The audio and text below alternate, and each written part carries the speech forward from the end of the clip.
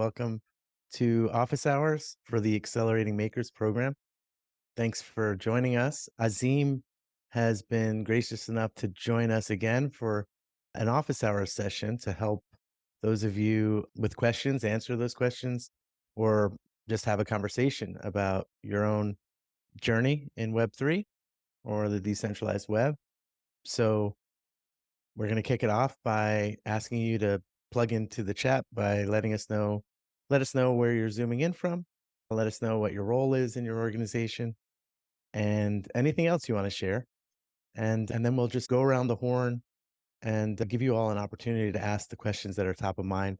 We're also joined by Anne Connolly, our subject matter expert for Web3 and decentralized web, and my colleague Eli, who runs the Accelerating Makers project with me. So with that, I'm going to pass the mic to Anne and let Anne jumpstart the conversation and wish you all well.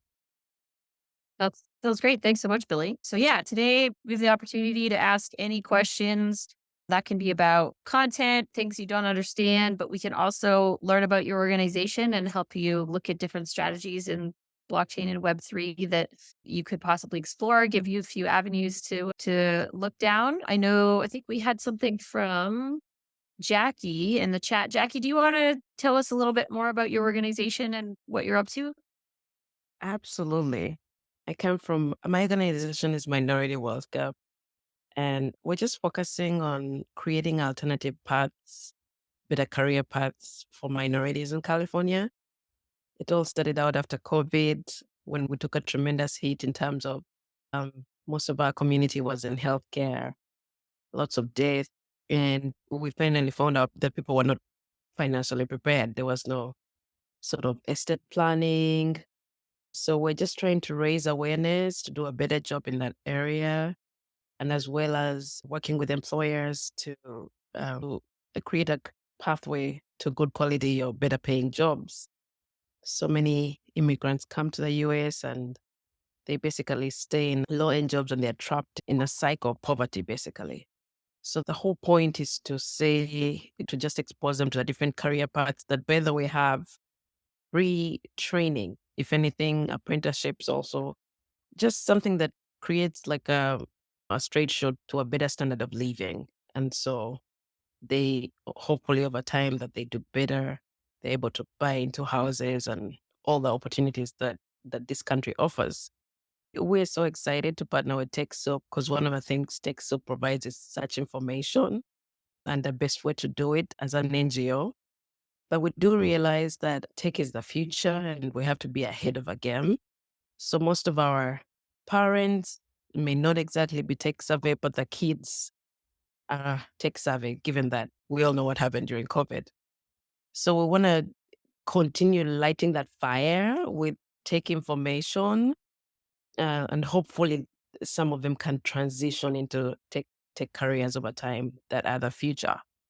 So that's basically what we're working on. So the reason I logged on here is because during COVID, some of the ways that I managed to survive was I did have a few crypto assets here and there, and I was playing around with it to see what I can make of it. And I did make some money, and I'm like, oh my goodness. So whenever someone's talking about some sort of crypto element, I'm all ears because I've seen the power of knowing this information. So when it comes to our NGO, I'm really looking into alternatives on how to raise money. So when I saw this topic, I was very interested. I did attend, I think, the last workshop, which was very enlightening. But as usual with crypto, you really have to understand the basics. So I'm trying to get a grip of that. I think what my question would be is if someone was to join today as what are the steps that they're looking at in terms of using Gitcoin or for fundraising? What are we looking at? What are the takeaway points of this is what you're looking at? I think that would be helpful. Thank you. Yeah. So for Gitcoin itself, we end up running these grants rounds on a quarterly basis. The next grants round that we're going to run will take place on November 15th to November 29th. And that means that on November 1st, we will open up the open application period for the different grants rounds. or the vertical that we'll be running rounds in. And that'll involve all of the criteria for being able to apply to a round. So I'd say to get involved in the Gitcoin ecosystem, that would probably be one of the best things to do. As a whole, though, one thing that I've found that's fascinating in the Web3 ecosystem is how much of it is online. And so how much of it you can do in a remote way. And so by spending time on Twitter and then by spending time on Discord, it takes a bit of sweat equity in that fashion to be able to start figuring out who you should follow and messaging those people and being able to start setting up times to chat with them. But even my role at Gitcoin happened not intentionally, but because I had set up a call with the founder of Gitcoin to chat with him about a grant that I was looking to apply for in a Gitcoin grants round. And we were just overall chatting. And he was like, "You seem to have a lot of experience in partnerships and sales. Would you be open to joining the team?" And so it wasn't a call that was by any means supposed to be a recruiting call, and ended up turning into, yeah, maybe I'd be open to that. And I ended up setting up, or he set up calls with a couple more people. And from there, it became the thing that I started working here. So a big thing in this space for me has been literally that Anne is the reason that I was able to speak to all of you. And the way that Anne and I met was that she's a steward for Gitcoin in the governance side of things. And she was on one of the calls where I was presenting things about Gitcoin. And because of that, I reached out to her. She mentioned something about some of the work we were doing. And we had a chat. And then I actually gave a guest lecture at the class she teaches at Boston University. And then she offered this opportunity to me. And what I find that's so interesting about this space is that while it's not entirely meritocratic, the fact that it's still so nascent and early on means that a lot of people get opportunities not because they're the best at the job, but because they're the most interested, because there's not really a best at the job yet. It's not something like traditional finance where you have this track record of 30 years of doing this, or, if you want to go to this job, you need to have gone to this school. Because none of those things exist, as a whole, spending more time on the internet with Discord and Twitter and just reaching out to people, having conversations has definitely been the thing that I've found to be the most powerful. And would you agree with that? Yeah, absolutely. The sweat equity thing is so true that there's a million opportunities that you can create for yourself in this space. Now, there's pros and cons to that. The pro is that it costs you nothing but time. The con is that it costs you time. So it's again here and there, but everything's remote. Everything is about just connecting with other people. I had also thought about your organization. Easy steps for you to take. One would be like setting up a crypto donation program if you don't have one already. Super easy with Yuka Pay is a good one. Giving Block is another quite famous one. So those would be good spots to start. And then just thinking around the education part as retraining for that beneficiary group. There's a lot of free training at different hackathons through a group called ETH Global. So you can encourage the kids or youth to get involved there, or anyone really, to be honest. And then, yeah, I think that's something that's so cool about blockchain is all the information you need is available for free online. And most of the jobs are remote. There's lots of opportunities. So that would be a good industry to point your participants into. And one last question. So when you say the groups on Twitter, 'cause which group are you talking about? Do you have a recommendation in mind? Not necessarily. It ends up being that's another part of the sweat equity is that finding the people, whether it's organizations first, I would say, is that you're like, oh, the Gitcoin account is one that I'm going to follow. And there are a handful of organizations like a Gitcoin or ETH Global, like Anne mentioned, and starting to follow those orgs. And then as a result, you start to see who are the accounts that of people that are a part of these orgs, like myself, but we have a total of maybe 50 between both full-time and part-time people that work at Gitcoin. And so you start to find their accounts on it. And then there are Discord accounts, which are basically Slack, but for Gen Z people is essentially what I consider Discord to be. And it's just like Slack with a different user interface. And you go into there and then there's channels set up for all of the different things. And so it ends up being finding the communities or the groups usually ends up working that way. And why it can be difficult to say is that there are NFT communities, there are decentralized finance communities, there are public goods communities. And so being able to do that depends on where your interests lie. And then doing a little bit of research on, oh, I'm really interested on the decentralized finance side of things. And then that means that you'll be following different companies and then different individuals within those companies to be able to better understand where you want to have conversations. Yeah, the good thing about decentralization is there's a million different paths you could take. The downside to decentralization is there's a million different paths. And so the path is not necessarily quite as clear as it might be if you're going to become a doctor or a lawyer, where it's this is how you do it and then you just follow the path. I would recommend finding someone that you really like on Twitter, like Gitcoin or Azeem, and then just going through who are they following? Literally just follow all those people as a starting point. And then as you start to get involved in the conversations, you'll see, okay, this person, I like their ideas. Let's follow them. I would also actively encourage you to follow people whose ideas you absolutely hate just to Mm, get the other side. I have a really interesting social media feed where half the people on it are hyper socialists from the nonprofit space and the other half are hyper libertarians for the crypto space. And you get a really interesting worldview when you open your minds or open your, I don't know, the information that's incoming. Good Awesome. suggestion.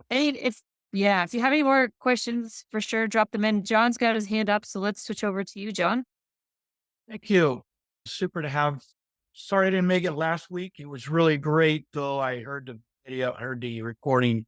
And so this question could be targeted toward Azim as well as Annie.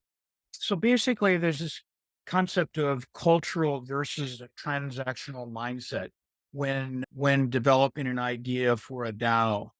And we're looking at all approaches to this, whether building a discourse platform, a Discord platform, and just to start the conversations, as well as a Twitter account. We have an existing Twitter account, and so forth. And so I realized this the groundswell, the task at hand is building a conversation. And is what leads me to the idea of cultural versus a transactional mindset for a DAO and the whole fundraising aspects and alliances with organizations such as Gitcoin. Call them an organization, probably that's a bad word, but groups like Gitcoin. And so we can develop tools to build out this concept or idea. Any thoughts on what I just said? I wouldn't separate them as like the cultural and transactional ones. I would, Gitcoin is one who's been very much based off this notion of vibes for a while of just a bunch of people culturally who got together that have mission aligned values and how they feel things should operate. But at the same time, it ended up moving towards something where a lot of transactions have happened and we've been able to distribute tens of millions of dollars. But I do think in the beginning, the most important thing would end up being finding people who are mission and values aligned to get together on that cultural side of things to be able to help set that cultural tone. Yeah, but the transactional side, I would say it ends up being almost a necessity to make things sustainable. Even at Gitcoin, one of the difficulties that we have, and Ann and I have spoken about this too at length, is that the model with which Gitcoin operates has not been one that creates sustainability. And so while it puts us in a really good place and has put us in a good place, thinking about how it creates viability for the organization 10 years from now or 20 years from now is actually quite difficult. Yeah, I would agree. I think Azim's got some really good points there. Like the culture and lore that has been created at Gitcoin is incredible for bringing people together. But in the end, the DAO has to have function and something that sustains it longer than that. So it's thinking about if you're creating a club, what's going to keep people coming back to the club? Is it the culture and the people? But if the club isn't doing anything, is that enough? Will people show up just to see people or do they want to have like collective action? I think thinking about it that way. Okay. So how much of this do you think is a digital, for lack of a better word, digital marketing component versus attraction? Because we all have to raise in the cybersphere, so to speak, we all have to raise a voice above the noise. And there's a lot of noise right now. How are we going to, first of all, get our value? I call it a value proposition. It's more of our change. How do we build on that to get it to the point where it's above the noise, so to speak? Yeah, I know. I'll jump in here, Azeem, first, because we had talked with John at the last office hours about his visions for the DAO. And I think that was maybe one of the bigger pieces was the why a DAO. And I think often in the crypto space, that why is what brings people to the DAO. And that's what cuts through the noise is literally that people believe in your why so much that they want to be a part of it. And so I think less focus on how do we get that message out over what is that message, I think will help you probably achieve your goal in the end. If that makes sense. Okay. So I a little agree bit with of a that. pivot there. I don't know. Do Gotcha. you have other thoughts on that, Azeem, or No, just I kind of agree with that. I agree with that. I okay? think also it's just been tough because we're at such early stages that I don't even know how to at times define a DAO as much as I would love to be able to say. Like the earliest definitions that I've seen that still resonate are just like it's a chat group with a bank account. And that really is like the simplest layer of it. And then over time, it's a digitally native LLC. So it's a chat group that's a digitally native LLC with a bank account that has regulatory issues almost anywhere in the world. And then it builds on top of that. And it's just how corporations, at least here in the US are, there's like, you can do a million things with any corporation. And so it usually ends up being getting the right group of people together, understanding what you want to build and being able to go after that. I would also look to the startup world for that as well, where the whole premise of like it starting a company is build something that solves an enormous problem for a very small number of people, like 5 people. And they're going to be so obsessed with what you've built because it changes their lives that they're going to bring their communities in and it's going to start to grow quite organically. So I would say, look at again, like your DAO has to solve a really important problem for a couple of people and just start there and then it'll grow over time. And so really, yeah, just look at that piece of it. I think that'll help. I Thank know you. Jackie had a question. Oh, sorry. Okay, go for it, John, and then we'll switch over to the next person. One last question. So the decision as to whether to, as far as the fundraising side, and I realize this is way down the line, but to go with a cryptocurrency or regular fiat dollar, or is is there any? Do you have any observations on that? Because when you're bringing in helpers and facilitators, there might be some expectation of remuneration. And so the question is, is there a bias either way for whether it's crypto contribution or fiat? I would say it completely depends on the regulatory environment that you're in. Gitcoin originally raised $11 million in fiat and then later launched a token and distributed that token. And so based on the investments that were made by the angel investors and the venture capitalists, they got a respective amount based on the valuation that was chosen at the time. And then they were given those tokens in a way that would vest over a period of time. And so that was one way to do it. And it's the way that Gitcoin ended up going about it. You can raise directly in crypto as well, but this one ends up being one of those tough things is just because of the regulatory environment and how that affects potential taxes and anything else that needs to come with it. So I tend to usually say it's a tougher question to answer because of exactly that. If you're based in Switzerland, it's a much easier question because you can set up a Swiss foundation.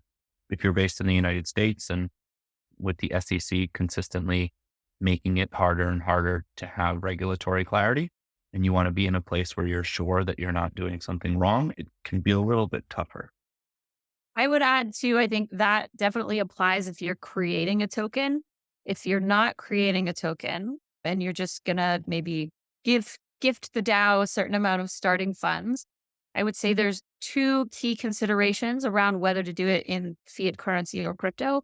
Number one is, um, are you making cross-border payments? And if you are, so if you're paying staff or contractors in different countries, crypto is probably a lot easier. And number two, do you trust one or two people to manage a bank account? And if you do, then your DAO is just an association with a bank account. You might not actually need all of the functionality of a blockchain based DAO.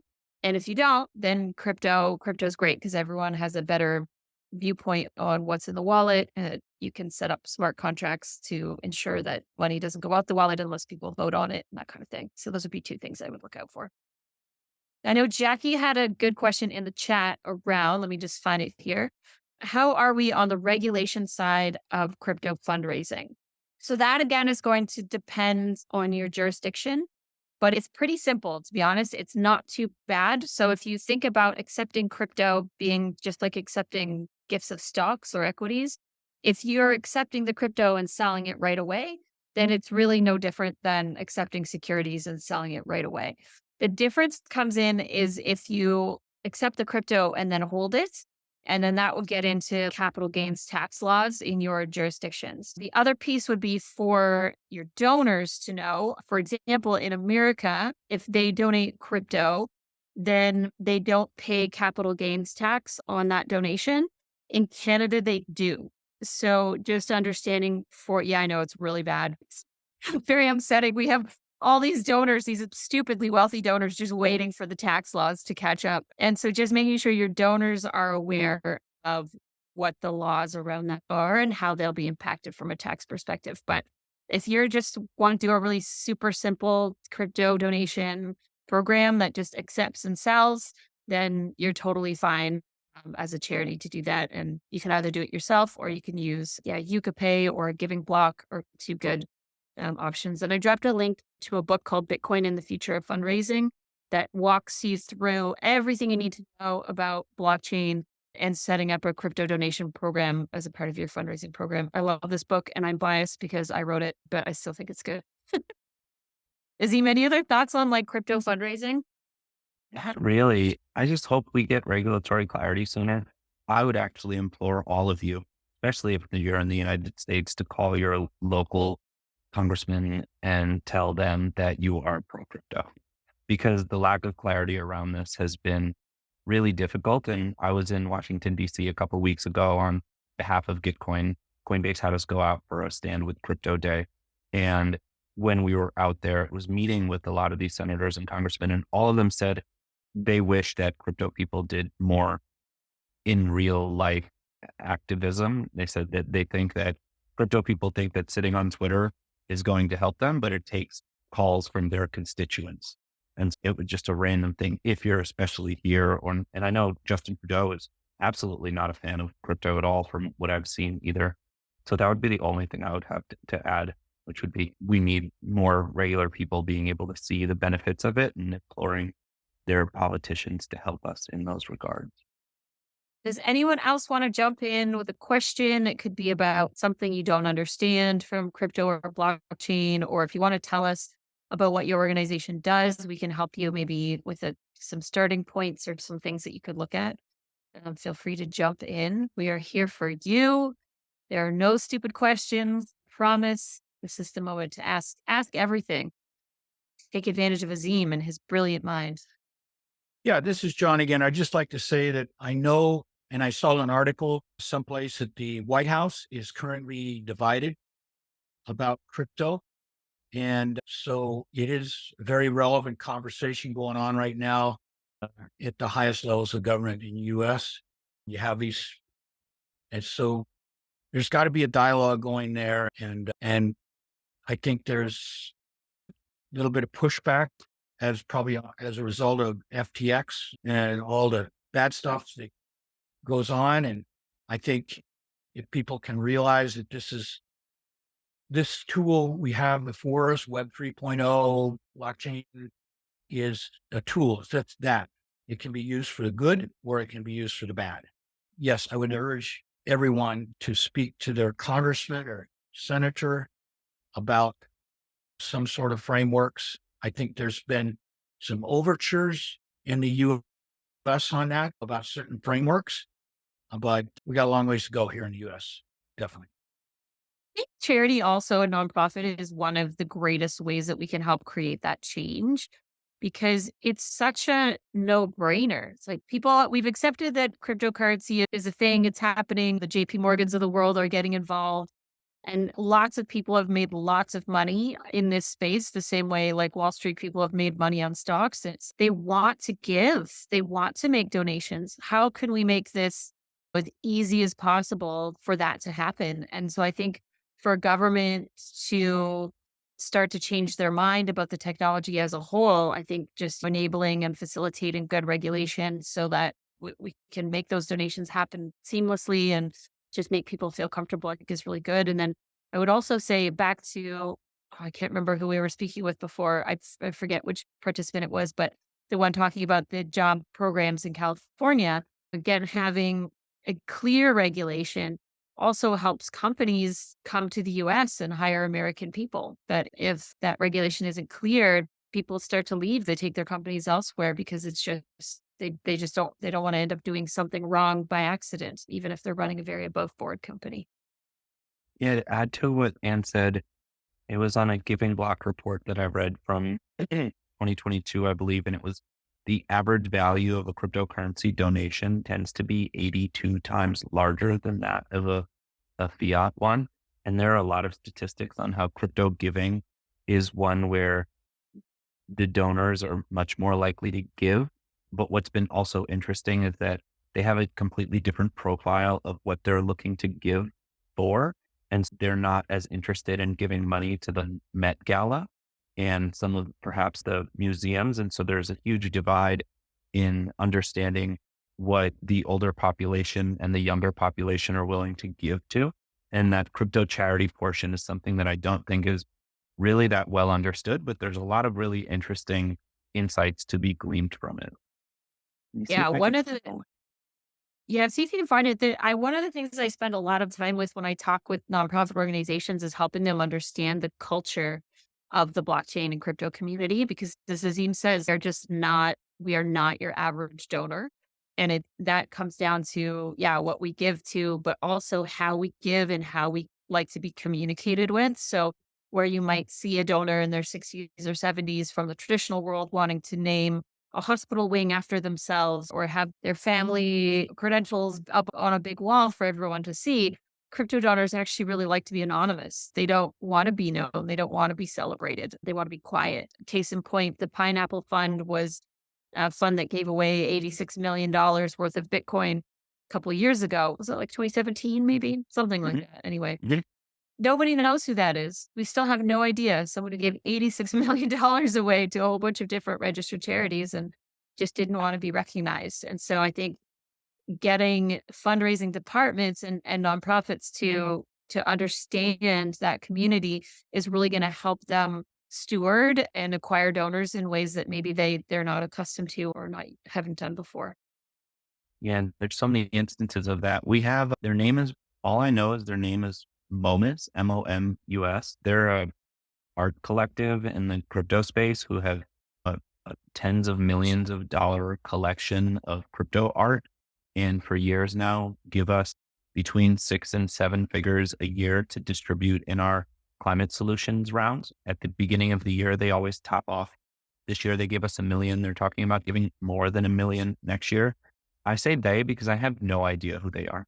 I don't know if it's a group of people. I don't know if it's an individual. I don't know where they live. All I know is that they have tons of crypto art that they end up selling in auctions, and then they use that money to give away. I have no clue who they are. And it's the exact opposite of naming a wing in a hospital or having it as a university. If anything, just the understanding that like the meme or the joke of giving it away as like an anon or a pseudo anon and calling it things like the Pineapple Fund is more funny and unintended to some of these people than like being able to get the name of a hospital named after them or their family. Yeah, I did a whole session one time with a charity on memes and just how crypto people like to throw memes back and forth at each other and what that looks like. And so instead of writing a 2-page thank you letter, if you created a meme that was about their donation, they'd probably send you another check, honestly, because one of the greatest things about the crypto community is we're a whole bunch of weirdos who found each other and there's this incredible sense of belonging. And so crypto people really don't want you to look at crypto as a way to make money. They want you to see yourself as a part of our community and to be a part of what we're building and doing and a part of changing the world. And so if they recognize that you're in it for more than just money and that you really understand who we are as a community, they're going to love you. So I would not overestimate the power of taking the time to get to know this community a little bit more. Does anybody out there want to jump in, tell us about their organization, let us know what you're up to? Maybe, I don't know, Jackie, you'd ask questions about fundraising. Do you want to, or was Jackie? No, Jackie might have been the woman who spoke before. Anyway, I'll leave the floor open if anybody wants to tell us a bit more about what they're up to or ask any questions. I'll sign in real quick. I don't want to hog things. Jackie, do you want to go ahead first? Yeah. So I was going to say, if the crypto that you want, because some of the cryptos that I hold, honestly, I was given the KYC and the US option wasn't there. And it's a bummer. And I'm like, how are people exactly trying to, because I'm like, if this crypto goes up, I may not be able to pull the money out. So I don't know how else. I was trying to Google how else people are able to create maybe the entities in another country. Does anyone have any lead on that? I don't know how people go about it, but I just feel like because when it started, it was in the US and then slowly they all went away because of a regulation space. And so I'm stuck with all these cryptos that in the event anything happened, I may not be able to make a move on that. I don't know if you have any sense of direction as to how people are going about that. I don't know. Go for it, Azeem. Expensive lawyers, sadly. This is why, like we were saying earlier about calling their representatives and telling them that we need more clarity here in the US. So that's not the case because there are a lot of opportunities that the United States is not able to partake in. There are billion-dollar companies that do not hire or offer their services to United States citizens because of exactly this situation. And so there have been countries like the British Virgin Islands or the Cayman Islands or Switzerland. There are some places that are offering ways to be able to do those kinds of incorporation. I know Gitcoin did that. I can't speak to the cost of it or the headaches and difficulties that come with it, but my assumption is it's not cheap and it's not easy, but it's exactly why I'm a big believer in trying to get clarity here in the US because it's inhibiting so many people from being able to do a bunch of great things while our government still keeps giving it this like blanket thing that all crypto is bad. There's also this amazing meme that I'm going to get slightly wrong, but it was a play on, I can't remember what it was a play on. Anyway, it was a little boy talking to a man who says, "Oh, like when Bitcoin goes up, I can sell it for $1 million or something." And the man says, "Oh, when Bitcoin goes up, you won't have to." And the premise being that by the time Bitcoin gets to be worth $1 million, everyone will just be using it and you won't have to actually trade it for anything else. That will be the de facto currency of choice. And so that's the hope, I would say. But I can totally imagine that between now and then, trying to get your money out is an important part of participating in crypto. So I don't have a lot of advice for you there besides what Azeem said, changing jurisdictions, but obviously that is neither easy nor cheap. So I think it's just a waiting game. Any other advice I could give you, I am choosing not to for legal reasons. But yeah, it's tough. It's call your representative is the next big thing. John, do you want to jump in with your question? Sure. I'm same situation. I'm not a lawyer. Don't play one on TV. But what I know, just as observation, that making a distinction between certain coins being used for donation, there are coins that are trade on Pancake Swap or Sushi. And then there's coins that trade on Coinbase and things like that. So if a DAO were to take in certain coins, they could, I guess it could be viewed as an endowment in a way. Would you take in a coin that's traded on an exchange like Coinbase, and it might have a certain value, and due to their volatility and value and go up and down, you could almost treat it like a real world parallel of an endowment, if you will.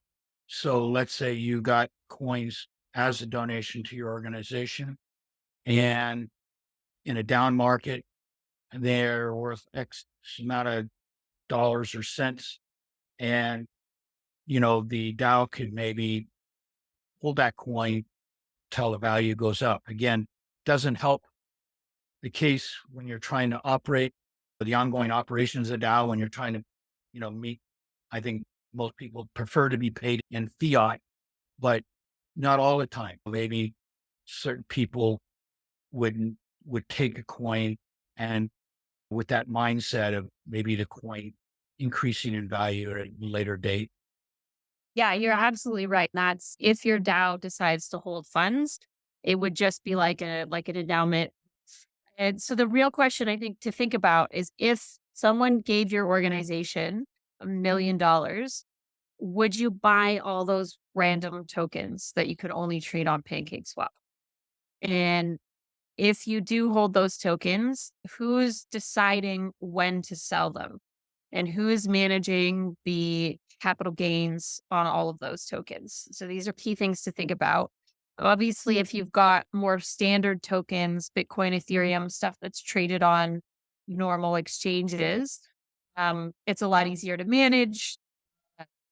It's a lot easier to get out back into fiat currency if you want to. If you're trading tokens that are only traded on crypto to crypto exchanges, it just means it's a little bit harder to deal with. You'd have to trade it for Bitcoin and then trade the Bitcoin for fiat if you wanted to get it into local currency.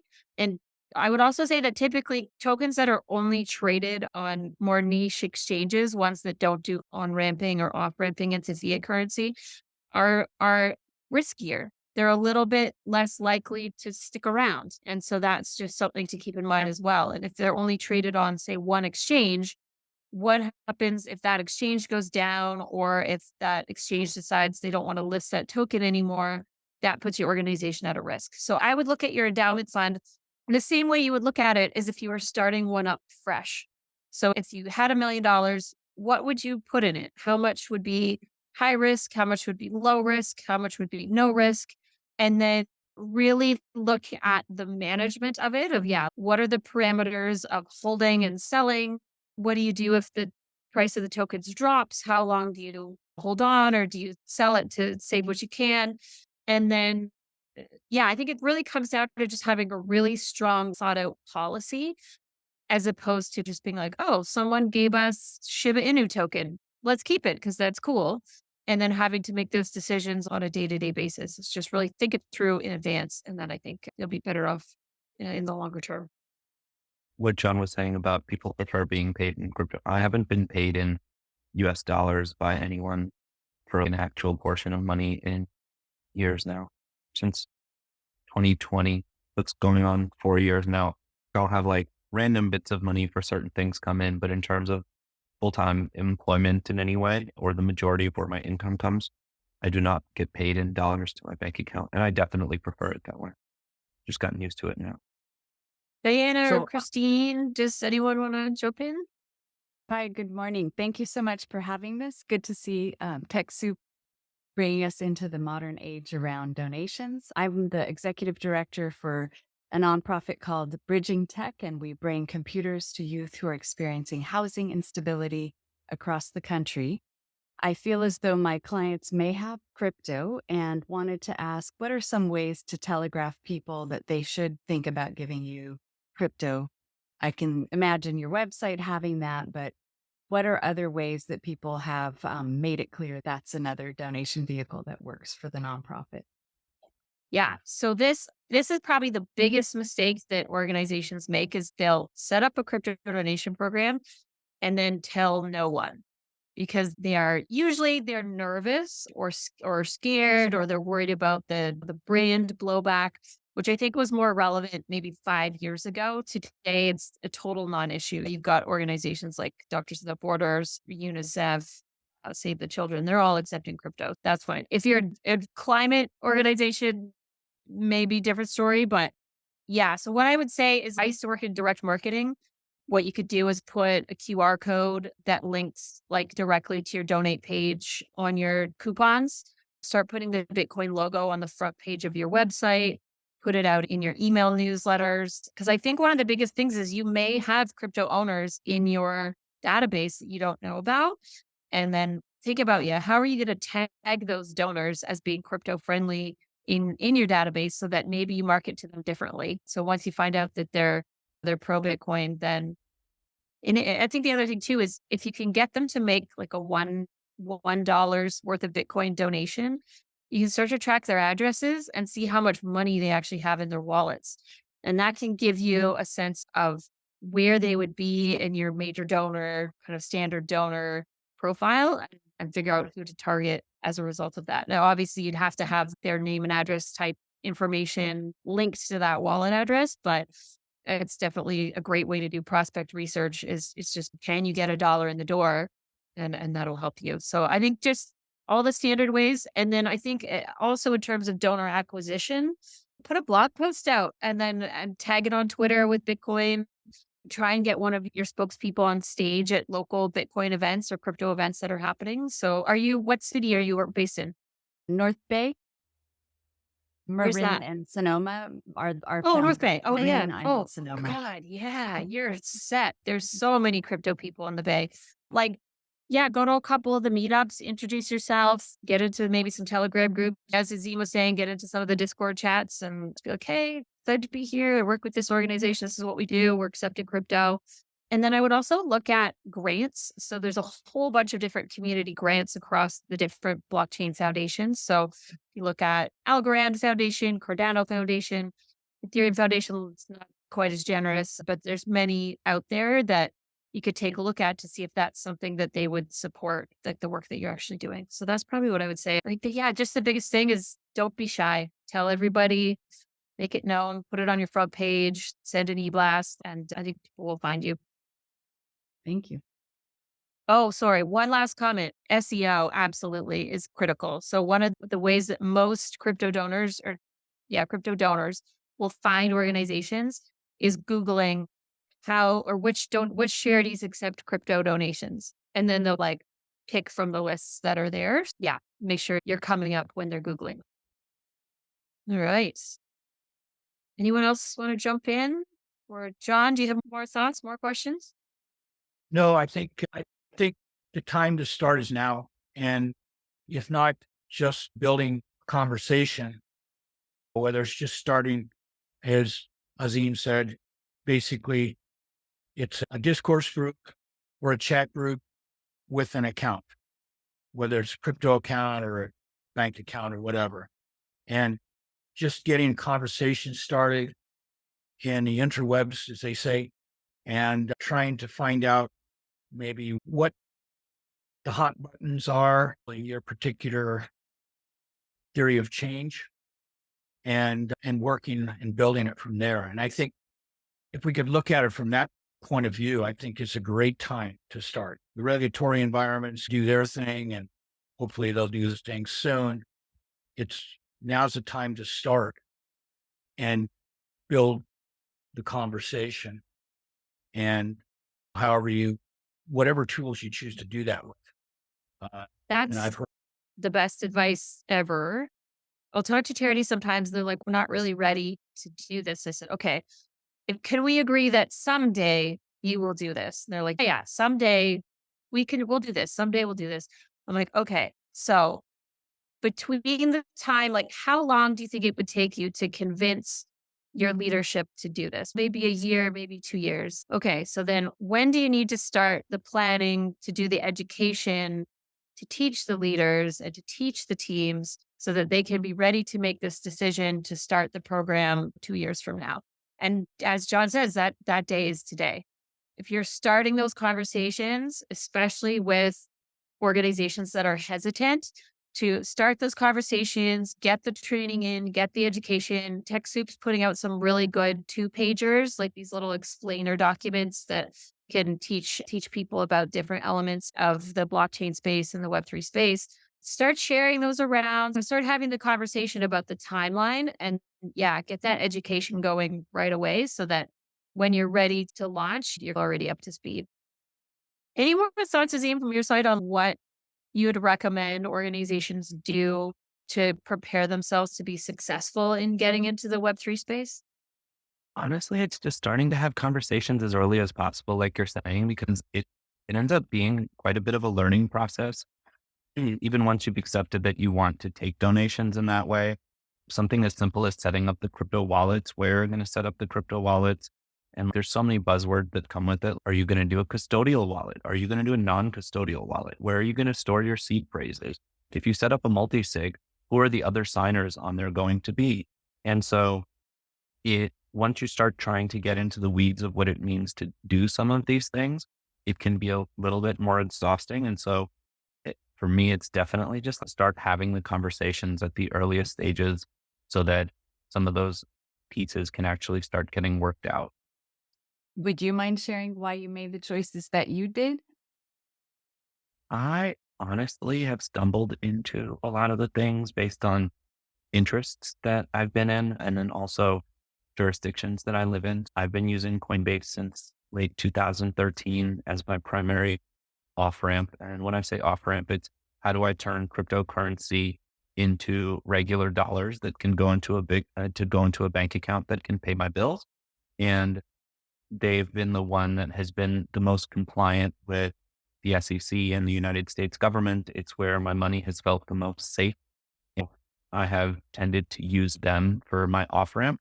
But then at the same time, there's a piece of legislation called the BIT license that honestly makes it quite difficult for anyone who lives within the state of New York to use a lot of different crypto products. And so when I try to sign up for a Binance or some of these other exchanges, and I have to put in the KYC information, and that includes my driver's license, I'm told that as a New York State resident, I'm not allowed to use that. And so for when it comes to the exchange that I've used all of these years for about a decade now, it's been based on my jurisdiction. And then other than that, a lot of it's been driven by interest in being way too online perpetually. And it's been a lot of Bitcoin was where I started, and it's where most people started in this space who've been here early on. And then when I started to look at what the possibilities were for Ethereum early on, it was looking at Ethereum, but there were a lot of competitors, and there still are a lot of competitors in the space. But when it comes to where most of the software developers live in this space, it's on the Ethereum blockchain. It's where most of the builders are making things.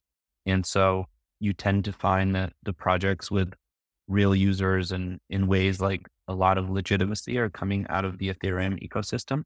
And that's not to say that others are less legitimate. It's just to say at this time, Ethereum has not only a first mover advantage, but I believe somewhere between 80 and 90% of developers in the crypto ecosystem are building on Ethereum. And a lot of the most successful projects that people know are based on Ethereum. And so in ways, it's really just been a result of really that has been stumbling into it as I've been perpetually online, meeting with people that I trust, reading things, watching videos, going to events, and trying to continually gauge how the industry is moving. But with that said, crypto moves in a way where I would say every month in crypto is a year in any other industry. And because of just how quickly everything is going. And so it requires that you still end up paying attention to everything else that's going on. I have people ask me all the time for advice on investing in cryptocurrencies. And for the most part, I say, I give no investment advice, but if you're looking to do something that seems like it would be the safest possible option, it would just be buying Bitcoin and Ethereum at the moment and just like not looking at it, buying it over like a 5-year or 10-year horizon. And a lot of it has really just been that the advice I was giving earlier about being online all the time. It's so much of the daily square that happens is happening on Twitter or is happening in these Telegram or Discord chats. And so being able to see what's happening, what founders are doing what, who's raising money, where builders are going. But it's a lot of intangibles and speaks to something earlier that Anne mentioned was that it's amazing because it's decentralized in that way. And it's also terrible because it's decentralized in that way. I think with that, we may hand it back to Billy. Does that sound good? Sounds good to me. Thank you all for participating. Thanks for your great questions.